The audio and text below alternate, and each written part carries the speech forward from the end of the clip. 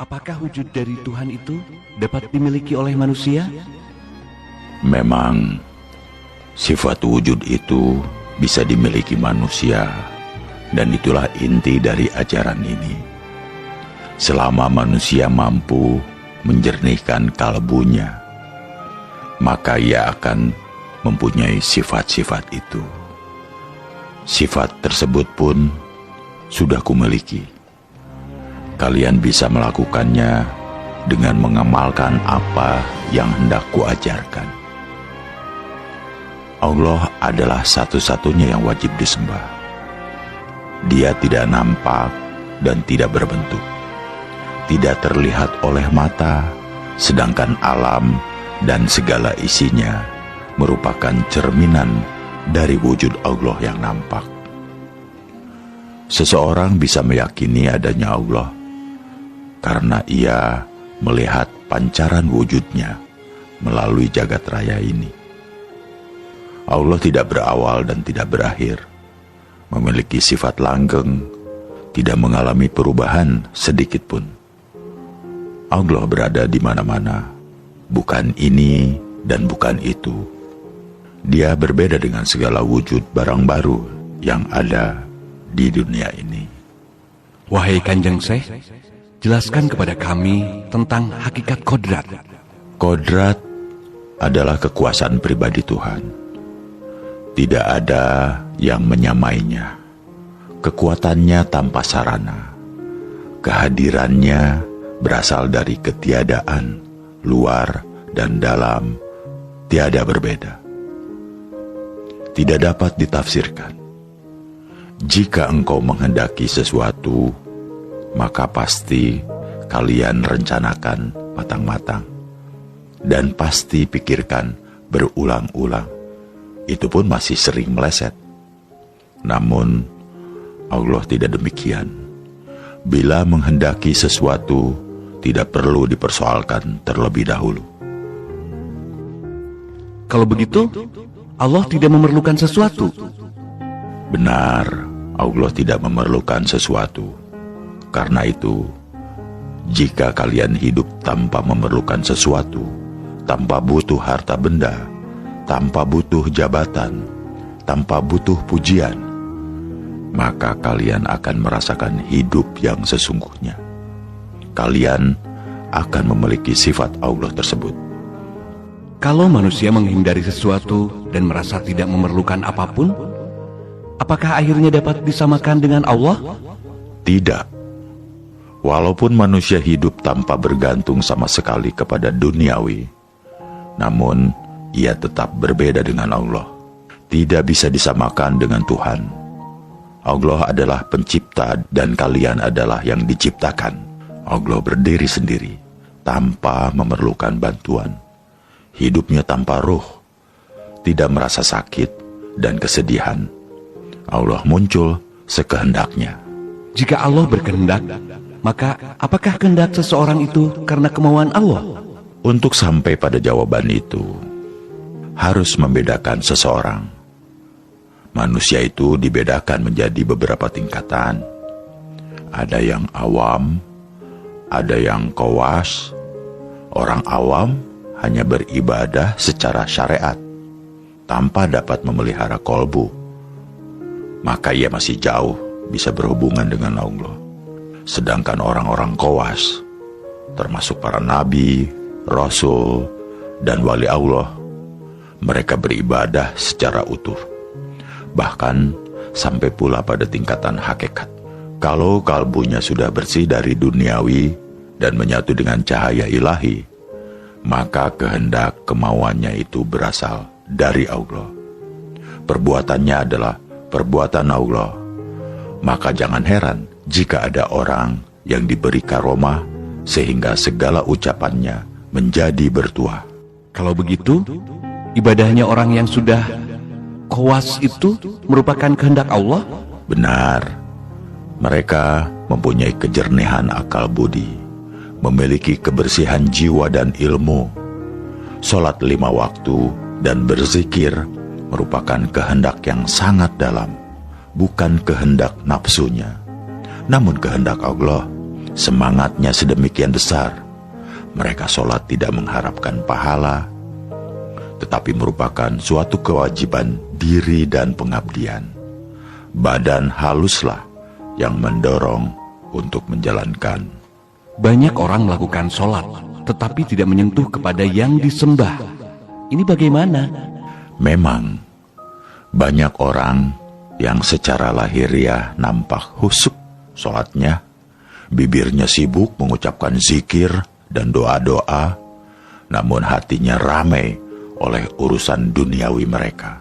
Islam yang demikian ini ibarat kelapa. Mereka hanya makan serabutnya saja. Mereka hanya makan serabutnya. Padahal yang paling nikmat adalah buah atau daging kelapa dan air kelapanya. Mereka sholat 5 waktu sebatas lahiriah saja, tidak berpengaruh sama sekali kepada akal budinya. Padahal sholat itu diharapkan dapat mencegah keji dan munkar, namun mereka tidak mampu melakukannya dalam kehidupan sehari-hari. Kalaupun hakikat sholatnya itu membekas pada budinya, itu pun hanya sedikit. Buat apa sholat 5 waktu jika perangainya buruk? Masih suka mencuri dan berbohong? Untuk apa bibir lelah berzikir menyebut asma Allah? Jika masih berwatak suka mengingkari asma, kadang-kadang pula mereka berharap pahala. Sholatnya saja belum tentu dihargai oleh Allah, tetapi buru-buru meminta balasan. Aneh. Wahai Syekh, ada hadis Rasulullah yang menyebutkan bahwa amal hamba yang pertama kali diperhitungkan adalah sembahyang. Jika sembahyangnya baik, maka semua dianggap baik. Ini bagaimana? Itu perlu ditafsirkan. Tidak boleh dipahami secara dangkal makna dari hadis tersebut. Hadis itu mengandung logika sebagai berikut. Orang yang tekun mengerjakan sholat dengan sempurna, maka perilaku, budi pekerti, dan kalbunya juga harus terpengaruh menjadi baik. Karena sholat yang dilakukan dengan jiwa yang bersih akan berpengaruh pula bagi cabang kehidupan lainnya. Dan sebaliknya, hadis itu tidak berlaku bagi orang yang tekun mengerjakan sholat, tetapi hatinya masih kotor. Tersimpan keinginan-keinginan nafsu, misalnya ingin dipuji orang lain, terdapat ujub dan sombong, serta budinya menyimpang dan menabrak tatanan yang dilarang. Apakah ada tuntunan mengenai pakaian seseorang yang sedang melakukan sembahyang? Sesungguhnya, aku, Syekh Siti Jenar, tidak sependapat jika ada orang yang mengenakan pakaian gamis dan meniru-niru pakaian orang Arab dalam melakukan sholat. Jika selesai sholat, jubah atau gamis itu dilepaskan. Sedangkan sholat orang tersebut tidaklah menyentuh hatinya. Meskipun berlama-lama merunduk di masjid, namun masih mencintai duniawi. Sholat yang pakaiannya kedombrangan, merunduk di masjid berlama-lama, sampai lupa anak istri, sedangkan dia masih mencintai duniawi dan mengumbar nafsu manusiawinya. Bahkan dalam kehidupan sehari-hari, ia seringkali menyusahkan orang lain. Maka orang yang demikian itu tidak terpengaruh oleh sholat yang dilakukan. Biasanya tipe orang seperti itu sibuk menghitung pahala. Dia sangat keliru dan bodoh. Pahala yang masih jauh tetapi diperhitungkan. Sungguh, sedikit pun tidak akan dapat dicapainya. Zat yang luhur dan sejati itu sesungguhnya siapa, wahai Syekh? Gusti Allah adalah zat yang tinggi dan terhormat. Ia memiliki 20 sifat. Semua timbul atas kehendaknya. Ia mampu mencurahkan ilmu kebesaran, kesampurnaan, kebaikan, keramahan, kekebalan dalam segala bentuk. Memerintah umat, dapat muncul di segala tempat, dan sakti sekali. Aku, Syekh Siti Jenar, merasa wajib dan menuruti kehendaknya, sebagaimana ajaran Jabariyah, dengan sesungguhnya dan konsekuen. Selalu kuat cita-citanya, kokoh tidak tergoyahkan terhadap sesuatu yang tidak suci, berpegang teguh kepadanya selama hidup, tidak akan menyembah terhadap ciptaannya, baik dalam wujud maupun dalam pengertian. Mengapa Kanjeng Syekh dianggap oleh para wali sebagai wali murtad? Karena ajaranku tidak mudah dipahami orang awam. Bagaimana ajaran Kanjeng Syekh yang dianggap sesat? Aku adalah penjelmaan dari zat luhur yang memiliki semangat, sakti, dan kekal akan kematian. Dengan hilangnya dunia, Gusti Allah telah memberi kekuasaan kepadaku, dapat manunggal dengannya, dapat langgeng, mengembara melebihi kecepatan peluru. Bukannya akal, bukannya nyawa, bukan penghidupan yang tanpa penjelasan dari mana asalnya dan kemana tujuannya. Apa hubungannya antara Kanjeng Syekh Siti Jenar dengan Allah yang kau sebut sebagai zat sejati? Zat yang sejati menguasai wujud penampilanku karena kehendaknya. Maka wajarlah jika aku tidak mendapat kesulitan. Aku bisa berkelana kemana-mana, tidak merasa haus dan lelah, tanpa sakit dan lapar, karena ilmu kelepasan diri tanpa suatu daya kekuatan. Semua itu disebabkan jiwaku tiada bandingannya. Secara lahiriah memang tidak berbuat sesuatu, tetapi tiba-tiba sudah berada di tempat lain. Gusti Kang Murbeng dumadi, Allah yang kuikuti, kutaati siang malam, yang kuturut segala perintahnya. Tiada menyembah Tuhan lain, kecuali setia terhadap suara hati nuraniku. Allah Maha Suci. Wahai Syekh, jelaskan, apa yang dimaksud bahwa Allah itu Maha Suci? Allah Maha Suci itu hanyalah sebatas istilah saja, merupakan nama saja. Sebenarnya hal itu dapat disamakan dengan bentuk penampilanku.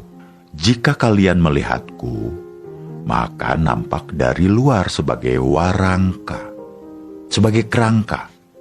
Sedangkan di dalamnya adalah kerisnya, intinya yang agung, yang tidak ada bedanya dengan kerangka. Tuhan itu wujud yang tidak dapat dilihat dengan mata, tetapi dilambangkan seperti bintang yang bersinar cemerlang.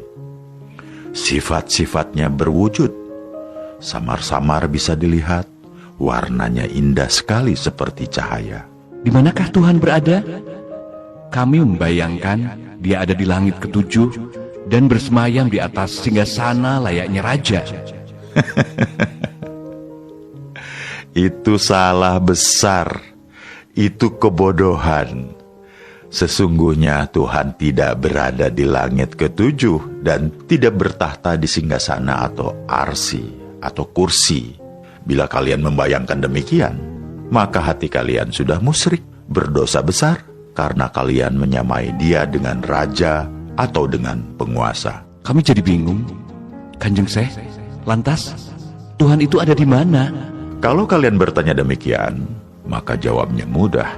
Gusti Allah itu tidak kemana-mana, tetapi ada di mana-mana. Kami semakin tak mengerti. Bisakah Kanjeng Syekh memberikan penjelasan yang lebih gamblang? Gusti Allah itu berada pada zat yang tempatnya tidak jauh. Dia bersemayam di dalam tubuh kita, tetapi hanya orang yang kowas, orang yang terpilih dapat melihat. Tentunya dengan mata batin, hanya mereka yang dapat merasakannya. Apakah Allah itu berupa roh atau sukma? Bukan roh dan bukan sukma. Allah adalah wujud yang tidak dapat dilihat oleh mata, tetapi dilambangkan seperti bintang-bintang bersinar cemerlang. Sudah kukatakan tadi, warnanya indah sekali. Ia memiliki 20 sifat, seperti sifat ada, tidak berawal, tidak berakhir, berbeda dengan barang-barang yang baru, hidup sendiri, tidak memerlukan bantuan dari sesuatu, berkuasa, berkehendak, mendengar, melihat, berilmu, hidup, dan berbicara. Sifat Gusti Allah yang 20 itu terkumpul menjadi satu wujud mutlak yang disebut dengan zat. Sifat 20 itu juga menjelma pada diriku. Karena itu aku yakin tidak akan mengalami sakit dan sehat. Punya budi kebenaran, kesempurnaan, kebaikan, dan keramahan. Rohku memiliki sifat 20 itu.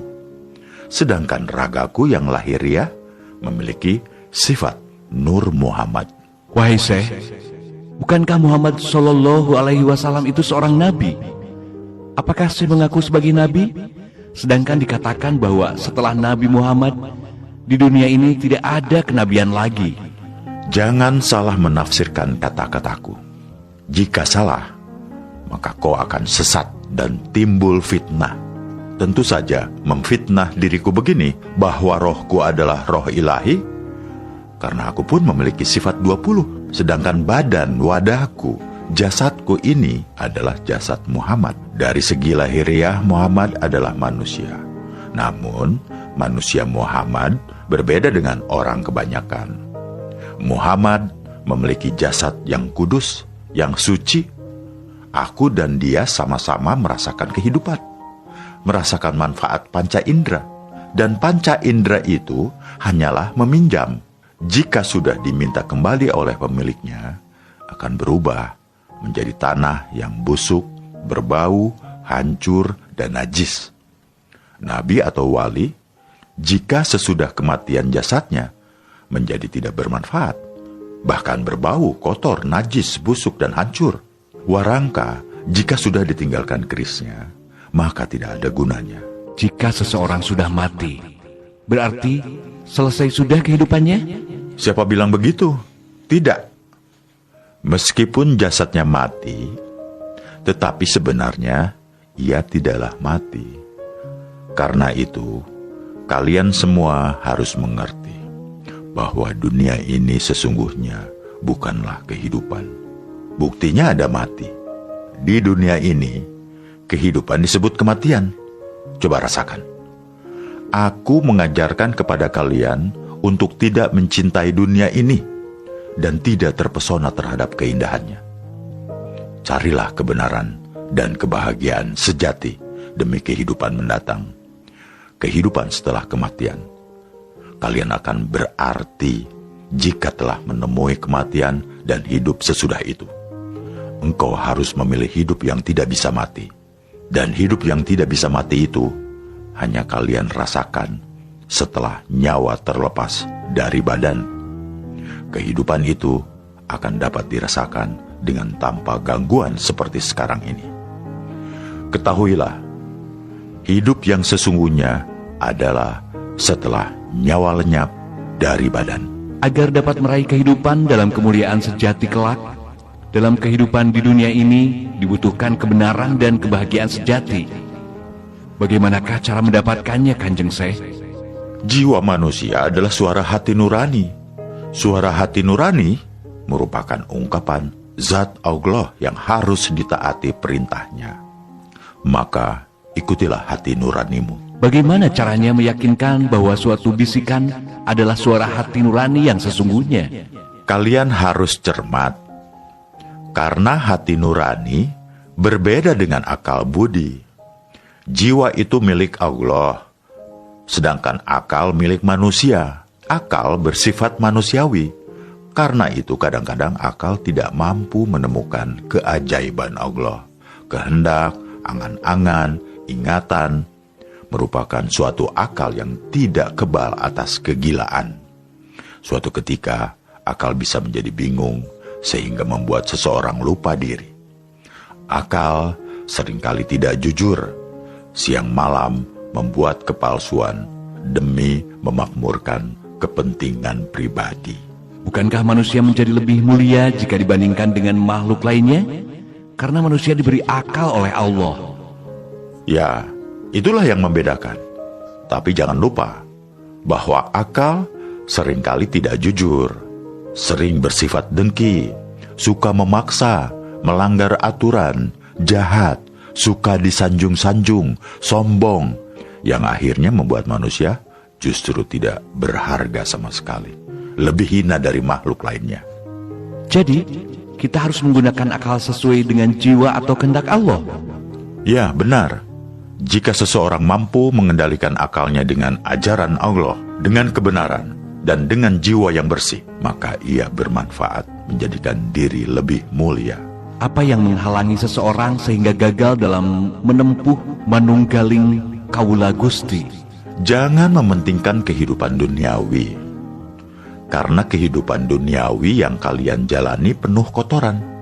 Akal kalian mudah tercemar dengan kotoran sifat dan mudah dikuasai oleh nafsu, sehingga menghalangi kalian untuk bisa menuju pada tahap manunggaling Kawula Gusti. Di dunia ini ada yang cantik, tampan, dan gagah. Bagaimana kedudukan orang-orang tersebut jika kelak telah terlepas rohnya?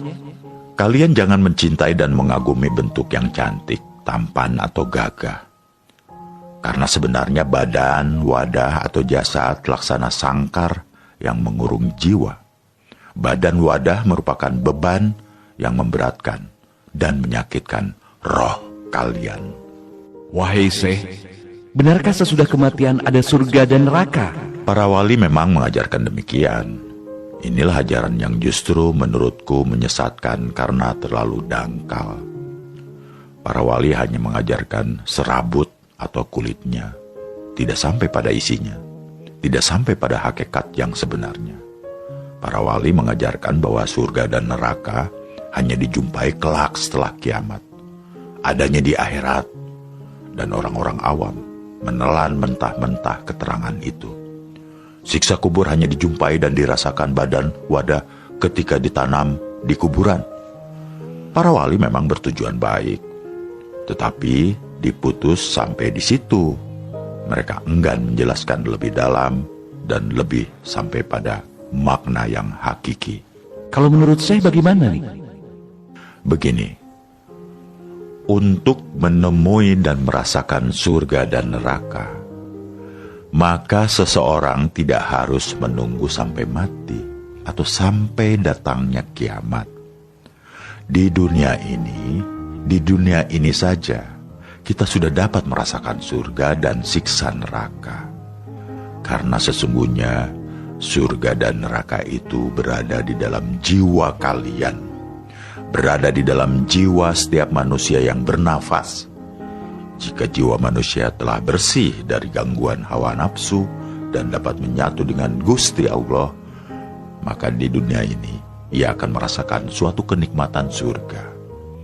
Jika budi kalian misalnya menolong orang lemah, lalu hati menjadi ikhlas dan puas, maka itulah yang disebut surga. Sedangkan neraka, perwujudannya adalah jika hawa nafsu telah menguasai diri seseorang, kemudian jiwanya meronta dan merasa bersalah, maka dia tentu tersiksa. Ia tidak bisa tidur, gelisah pikirannya, sedih, dan bermacam-macam rasa tidak enak. Itulah yang dinamakan neraka. Jadi, surga dan neraka di akhirat tidak berlaku? Maksud kami, tidak ada. Surga dan neraka di hari kiamat, di akhirat kelak, sudah diterangkan dalam Al-Quran. Itu perkara gaib dan erat kaitannya dengan iman. Kalian harus meyakininya. Untuk apa meyakini? Bukankah jika di dunia berbudi baik dan beriman kepada Allah sudah merasakan surga? Sedangkan surga dan neraka di akhirat hanyalah bersifat menakut-nakuti manusia agar tidak berbuat buruk? Pendapatmu memang cerdas dan kritis. Namun kalian tidak usah mempertanyakan apakah kelak di akhirat ada surga dan neraka. Itu urusan Gusti Allah. Kalian harus meyakini, karena meyakini hari akhir merupakan rukun iman. Sekali lagi, untuk mendapatkan surga pun kalian tidak perlu menunggu datangnya hari akhir. Meskipun seseorang sholat 1000 kali setiap hari, toh akhirnya mati juga.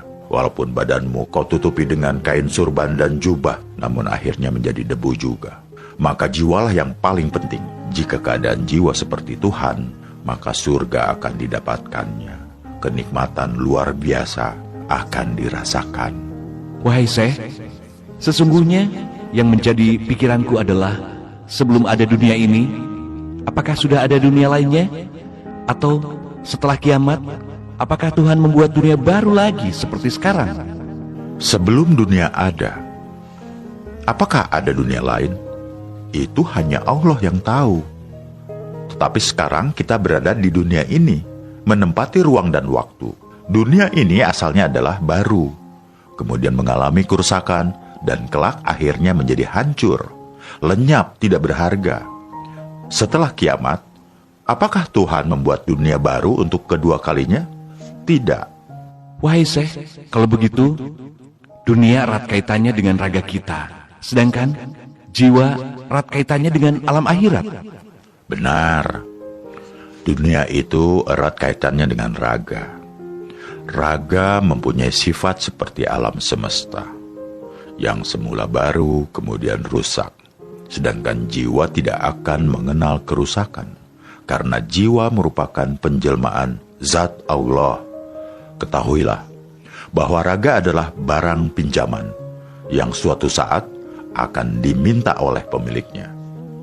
Ketahuilah, wahai murid-muridku, raga ini sesungguhnya sangkar yang membelenggu dan menyulitkan jiwa. Agar jiwa menjadi bebas, maka suatu saat kelak kalian akan kuajari bagaimana cara melepas jiwa dari raga. Ilmu melepas jiwa artinya bahwa kematian adalah titik awal kehidupan yang sebenarnya. Jika seseorang raganya mati, maka jiwanya menjadi merdeka, bebas, dan tidak terkungkung lagi, karena raga berhubungan erat dengan alam semesta. Sedangkan jiwa berhubungan erat dengan zat Tuhan. Selamanya jiwa tidak akan bisa mati atau rusak. Apakah yang dimaksud jalan kehidupan, wahai Syekh? Jalan kehidupan adalah jalan menuju kepada hidup yang sebenar-benarnya. Setelah engkau mengalami kematian, jika seorang bayi lahir, maka bukanlah awal kehidupan, namun merupakan awal kehidupan palsu, seperti yang kalian rasakan saat ini. Inilah yang sesungguhnya kematian sejati. Jika demikian, badan ini tidak bisa merasakan kehidupan yang sebenar-benarnya. Ya, tidak bisa. Kehidupan sejati tidak dapat dirasakan oleh raga, karena jika raga mati, akan tetap dapat dirasakan oleh jiwa, membusuk menjadi tanah. Bagaimana jika sekarang ini seseorang berbuat dosa? Apakah jiwanya ikut bertanggung jawab, sedangkan yang melakukan dosanya adalah raga? Tetap ikut bertanggung jawab, karena jiwa yang menyatu ke dalam raga tidak bisa mencegah hawa nafsunya, serta akal yang suka berbuat buruk. Maaf, saya belum paham, Syekh. Ketahuilah, setiap orang yang lahir di dunia ini, maka jiwanya menyatu dengan akal. Selain akal dalam diri manusia, juga ada hawa nafsu. Ketika seseorang berbuat buruk, berarti raganya didorong dan dipengaruhi oleh hawa nafsu dan akalnya. Akal dan nafsu memang suka berbuat buruk apabila jiwa mencegah melalui hati nurani, maka raga tidak akan berbuat buruk.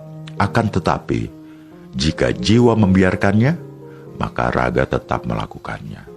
Karena itu, bagaimanapun juga, jiwalah yang akan mempertanggungjawabkan perbuatan baik dan buruk raganya. Tadi Syekh mengatakan jiwa adalah penjelmaan zat Tuhan. Mengapa kadang-kadang jiwa mau mencegah dan kadang membiarkannya? Perlu kalian ingat bahwa di dalam raga ini terdapat nafsu-nafsu. Jika nafsu kuat menguasai, maka jiwa menjadi terbelenggu. Karena itulah mengapa aku katakan bahwa kehidupan sekarang ini adalah kematian, sedangkan setelah ajal merupakan awal kehidupan. Sesudah kematian, maka seseorang akan mencapai kebebasan jiwanya. Ajaran Syekh Siti Jenar memang agak beda dengan ajaran para wali songo. Siti Jenar mengajarkan bahwa Tuhan adalah zat yang mendasari adanya manusia, hewan, tumbuhan, dan segala yang ada. Keberadaan segala di dunia ini tergantung pada adanya zat. Tanpa ada zat yang maha kuasa, maka mustahil sesuatu yang wujud itu ada. Ajaran ini tidak pernah disampaikan oleh para wali songo. Mereka menyadari bahwa umatnya masih terlalu awam terhadap Islam, sehingga memberi materi yang ringan dan praktis saja.